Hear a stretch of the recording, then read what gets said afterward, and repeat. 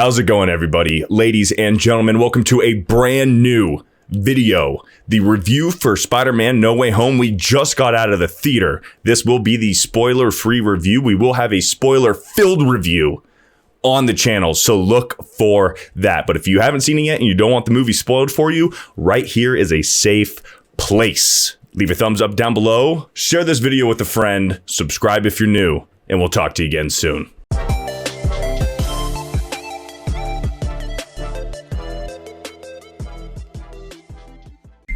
All right, guys, as you see, I'm joined here with Miles Morales. I happened to see the movie with Miles Morales. So just my first question is, why weren't you in the movie? Hey, man, Sony's, they're doing their own thing. They want to animate me first before they... Yeah, but they have you right here. They had me right there. I was in multiple theaters. It's Miles Morales, everybody. Multiple theaters, but you know how it is. I don't get involved in that. I don't even get paid. Politics. I don't even get paid. I'm just in it. I don't even act. They just record me. Do my duty. That's what happens with these guys. The movie we just saw. Anyways, guys, this is a spoiler-free review. So I'll just start off with saying, I'll go first. This movie lives up to the hype. Let's just say that. This movie has emotion. There's a lot of closure for some of the characters in this movie. Tom Holland acted his ass off. How do you feel about this movie? Man. Without spoiling too much. Just know that the moments that happened, I was speechless. Oh. The big impactful moments. Several moments in this movie I was speechless. I think about this movie that the last two movies it didn't do, there were stakes involved. Yes. There were stakes involved. Yes. And you actually see that dynamic of the two sides of Peter, Spider-Man and Peter. Yes. And it kind of brought me back to Spider-Man 2, how he's like, I don't want to do this anymore. Yes. It's ruining my life.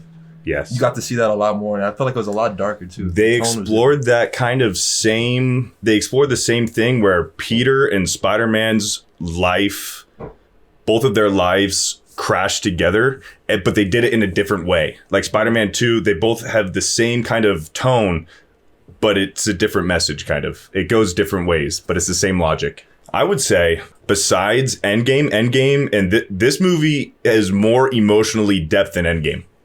Yeah, because it's character driven more. Yes. Endgame, it was like the lives of many. This was the lives of one that affects many.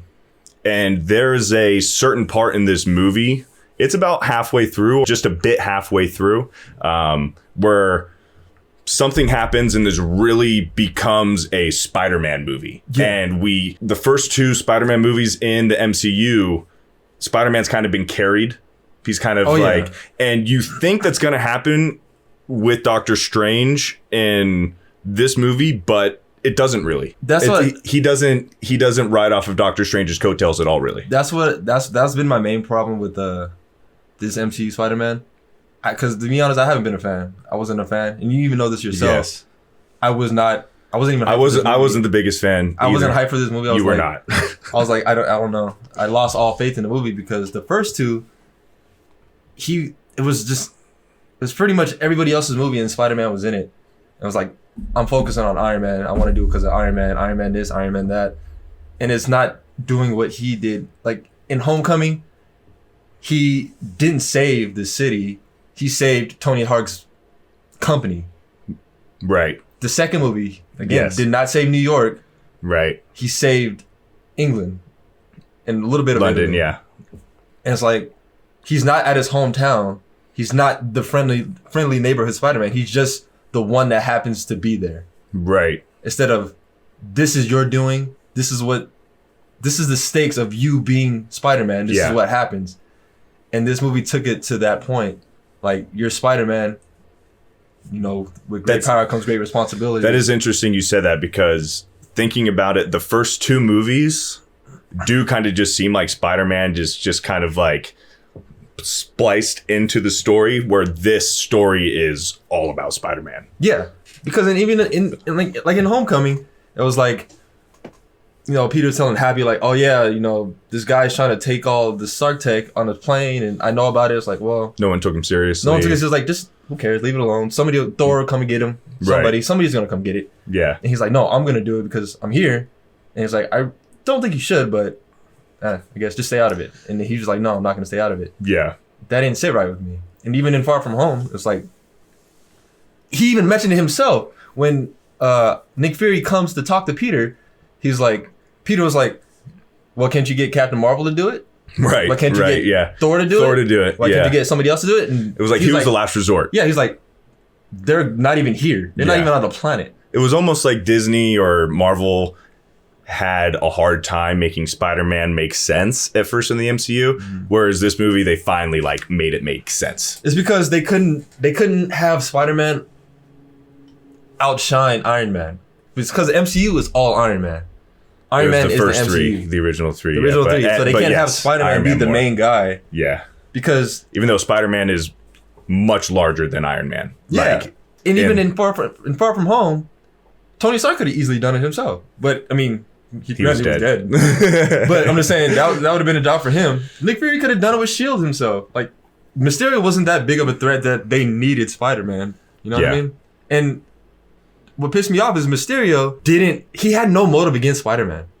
He didn't hate Spider-Man. He hated Tony Stark. He hated Tony Stark. I was like, why? Why does he hate another hero in this hero's movie? Yeah. That makes no sense to me. Yeah. Trying to stay as spoiler free as possible. We're probably going to have to wrap this up because we're getting deeper into some spoiler territory almost. We're beating around the bush. Yeah, we are.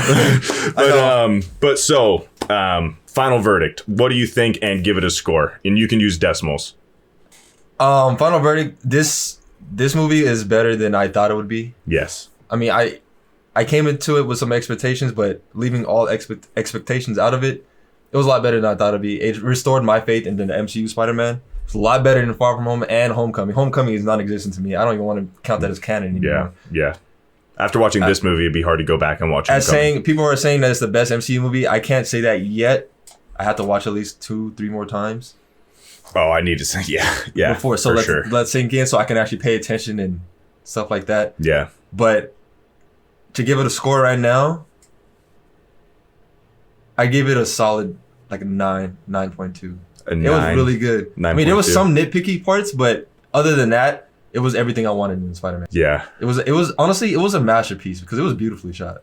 Yeah. It was. I'll say that this movie is definitely the best Spider-Man movie in the MCU. No doubt about it. Oh, for sure. And it is the next best Spider-Man movie since the first Spider-Man 2, Tobey Maguire's Sam Raimi's Spider-Man 2. I would say it's 1 and 1A. They are both fantastic. And you should go see it if you haven't already. And my score, I think I'm going to give it a 9.1. 9.1. This movie is damn near perfect. There's a few things that we're going to talk about in spoilers, a few things that certain characters did that didn't really make any sense. And it does kind of take about an hour to an hour and a half to really kind of get going. But join us in the spoiler-filled section in the next video, and we'll talk to you soon.